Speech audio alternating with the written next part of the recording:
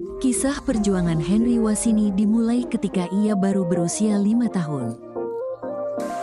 Ibunya jatuh sakit karena infeksi cacing pita. Saat itu belum ada klinik yang tersedia sehingga ia tidak bisa mendapatkan perawatan. Ketika ibuku meninggal, aku pikir dia hanya tidur. Ayahku berkata, "Nak, ibumu telah meninggal." Tetapi aku tidak benar-benar mengerti.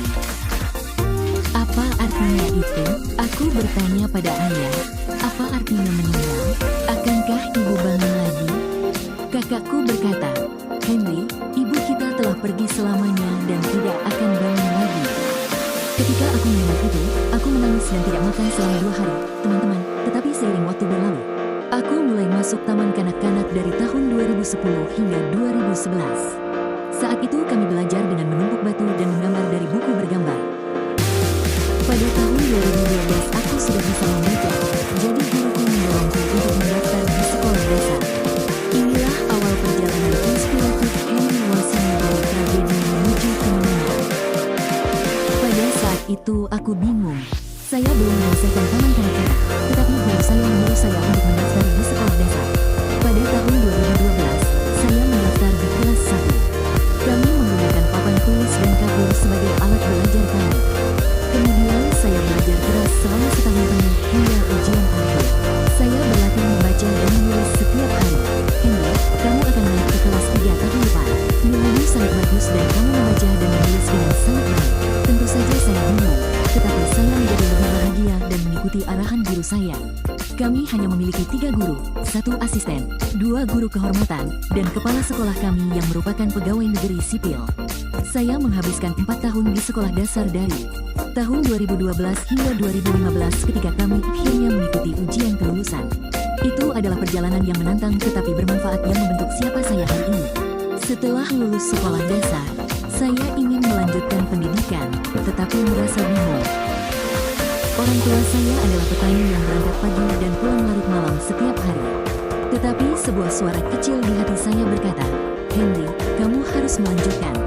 Perjalananmu masih panjang." Aku bertanya pada ayahku, "Ayah, aku benar-benar ingin melanjutkan studi." "Nak, itu mimpi yang indah. Tapi ingat, aku hanyalah seorang petani tanpa uang atau sumber daya." Sekarang perjalananku berlanjut, membuktikan bahwa pendidikan seharusnya tidak pernah dibatasi oleh keadaan. Saat itu aku menatap ayahku dengan hati yang hancur dan berkata, "Ayah, aku siap menghadapi konsekuensi apapun.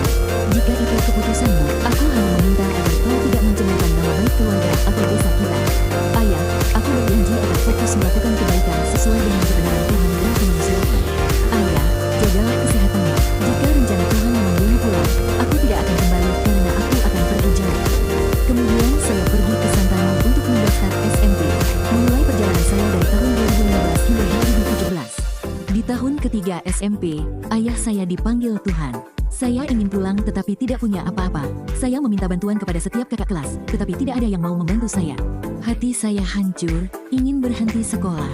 Tetapi saya mengerti bahwa ayah saya percaya pada rencana Tuhan. Saya harus kuat dan fokus pada masa depan saya. Saya fokus pada studi saya dan lulus SMP pada tahun 2017, menghormati warisan ayah saya. Pada tahun 2017, saya masuk SMA dan melanjutkan perjalanan saya melalui tahun-tahun sulit pandemi Corona dan pada tahun 2019 saya lulus SMA, menyelesaikan perjalanan saya dari SMP ke SMA. Pada tahun 2020 saya mendaftar di STKPN, Sekolah Kristen Protestan di Jayapura, Papua. Saya lulus pada tahun 2024, tetapi perjalanan saya tidak berhenti di situ. Saya mengejar gelar master dengan tujuan mendapatkan beasiswa LPDP untuk belajar di India. Saya termasuk di antara 30 kandidat yang berhasil dari PEGUM. Bintar, 26 untuk program sarjana dan 4 untuk program magister. Ketika rencana ke India dibatalkan, pemerintah daerah mengarahkan kami ke Yogyakarta. Pada tanggal 27 Agustus tahun 2025, saya mendaftar di Universitas Sanata Dharma tercinta kami. Setiap tantangan mengarah pada peluang baru. Teruslah mengejar impianmu. Ketika saya pertama kali memulai program magister saya benar-benar kosong pengetahuan. Lingkungan baru dan sistem pembelajaran yang berbeda membuat saya bingung selama berminggu-minggu. Tetapi kemudian saya bertemu teman-teman seperti Iroy dan Data, profesor saya dan orang lain yang menjadi seperti keluarga. Mereka membuat saya senang mengikuti kelas. Satu mata kuliah mengubah segalanya, keterampilan bahasa Indonesia Pak Josa. Itu menjadi jembatan saya melintasi jurang tantangan. Bahasa menjadi parang saya. Perlahan-lahan memotong ikatan keras yang mengikat saya, bahkan dengan tangan kosong. Perjalanan belajar saya menjadi seperti air jernih yang mengisi kolam besar. Menyegarkan, transformatif, dan penuh potensi. Sekarang di semester pertama program magister saya di bidang pendidikan bahasa Indonesia. Saya Henry Wazini, seorang pejuang tangguh dengan tekad yang tak tergoyahkan.